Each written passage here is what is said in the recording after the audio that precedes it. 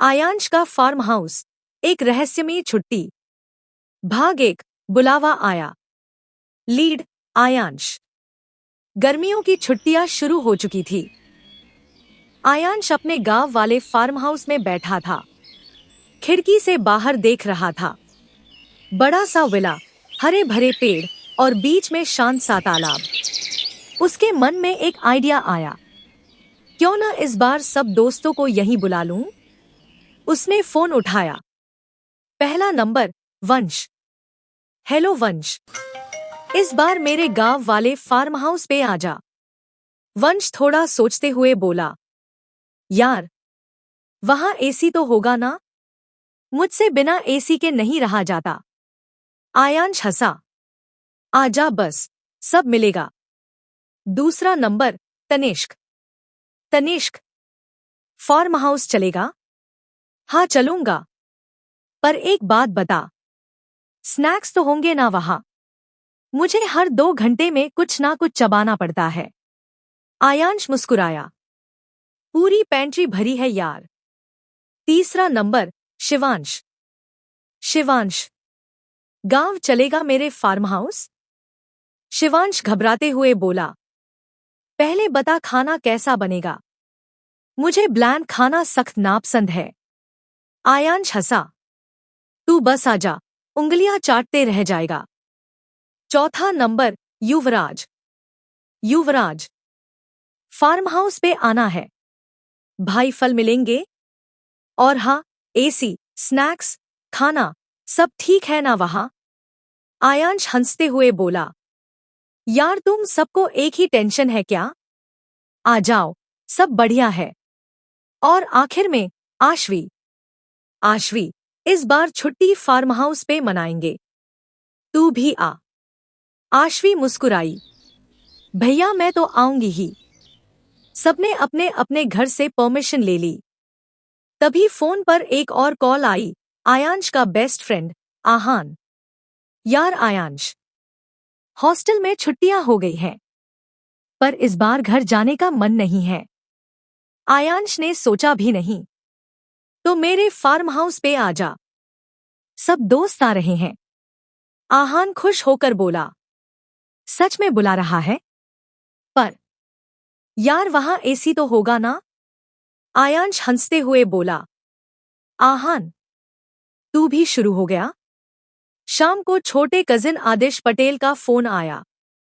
भैया, summer vacation हो गए हैं, आप लोग इस बार गांव नहीं आए? आयांश बोला, आदिश, मैं फार्म हाउस में ही हूं। तू आश्वी के साथ आजा। आदिश की आवाज में एक्साइटमेंट आई, फिर अचानक धीमी हो गई। भैया, एक बात बताऊं? यहां कुछ दिन पहले बगीचे में सांप दिखा था। आयांश थोड़ा रुका। अरे कुछ नहीं होता आदिश, गांव में ऐसा होता रहता है। तू आजा बस। पर मन में एक हल्की सी सिहरन जरूर दौड़ गई। कुछ दिनों बाद एक के बाद एक गाड़ी फार्म हाउस के बड़े गेट के सामने आकर रुकी। वंश, तनिष्क, शिवांश, युवराज, आहान, आश्वी और आदिश सब उतरे। सबकी नजरें गेट के अंदर पड़ी और सब एक पल के लिए ठहर गए। सामने एक विशाल विला था। चारों तरफ हरियाली, बीच में चमचमाता तालाब जिसमें मछलियां तैर रही थी। आम के पेड़ झुके हुए फलों के भार से, जामुन के पेड़ों के नीचे जमीन बैंगनी हो चुकी थी। लीची के गुच्छे लाल गुलाबी रंग में लटक रहे थे। ठंडी हवा, पंछियों की आवाज और एक सुकून भरा माहौल। तनिष्क धीरे से बोला, यार, यह तो पूरा पैराडाइज है।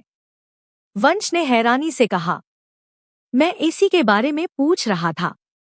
यहां तो एसी की जरूरत ही नहीं। इतनी ठंडी हवा खुद ब खुद आ रही है। आहान ने चारों तरफ देखते हुए कहा, यार सच में, मैं तो सोच भी नहीं सकता था इतना खूबसूरत होगा।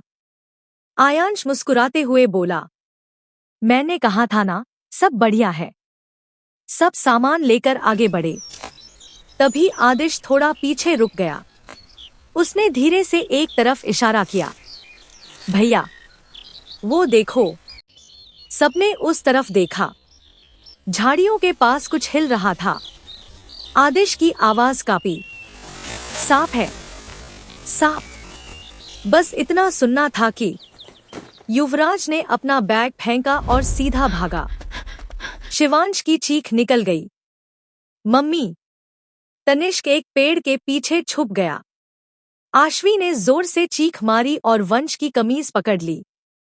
वंश खुद डर के मारे उछल पड़ा। आहान इतना घबराया कि उल्टे पांव गेट की तरफ दौड़ गया और गिर पड़ा। कुछ सेकंड का हड़कंप मचा रहा। फिर झाड़ियों से एक छोटी सी गिलहरी निकली और भागकर पेड़ पर चढ़ गई। सब एक दूसरे को देखते रह गए। आदेश हंसते हुए जमीन पर बैठ गया। भैया, मैंने तो मजाक किया था। युवराज दूर से ही चिल्लाया। आदेश, तुझे मैं अभी पकड़ता हूं। सब हंसने लगे। डर और हंसी एक साथ मिल गई थी। शिवांश ने अपनी छाती पर हाथ रखा। यार, मेरी जान ही निकल गई थी। आश्वी ने वंश को छोड़ते हुए शर्माते हुए कहा, सॉरी, मैं तो बस डर गई थी। आहान धूल झाड़ते हुए उठा। मेरा तो पूरा घुटना छिल गया डर के मारे। आयांश हंसते हुए बोला, चलो अब अंदर चलते हैं। आदेश की वजह से आज की पहली मस्ती तो हो गई। अंदर पहुंचे तो आयांश की दादी ने सबका स्वागत किया। गर्मागर्म थाली सजी थी। देसी घी का परांठा, आलू की सब्जी, ताजी छाछ और चटनी। सबने खाना शुरू किया। पहला बाइट लेते ही तनिष्क की आंखें बड़ी हो गईं। यार, यह स्वाद! मैंने जिंदगी में ऐसा खाना नहीं खाया। शिवांश ने दूसरा परांठा उठाते हुए कहा, मैं तो ब्लैंक खाने से डर रहा था, पर यह तो कमाल का है। युवराज ने मुंह भरकर बोला, भाई, मैं तो तीसरा परांठा मांगने वाला हूं। आहान ने हंसते हुए कहा, एसी, स्नैक्स सब भूल गया।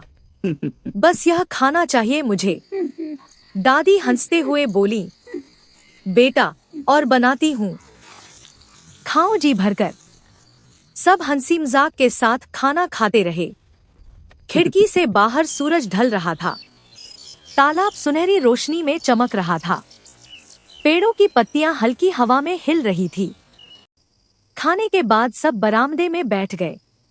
आयांश ने सबको देखा और मुस्कुराया। कल से असली मस्ती शुरू होगी। तालाब में स्विमिंग, बगीचे में फल तोड़ना, और भी कुछ है जो शायद हमें यहाँ पता चलेगा। युवराज ने भौं उठाई। मतलब?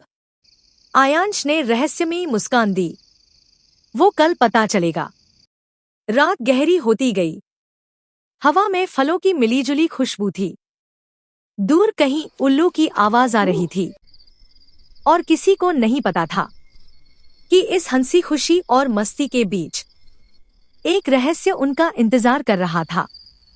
पार्ट 2 जल्दी आ रहा है।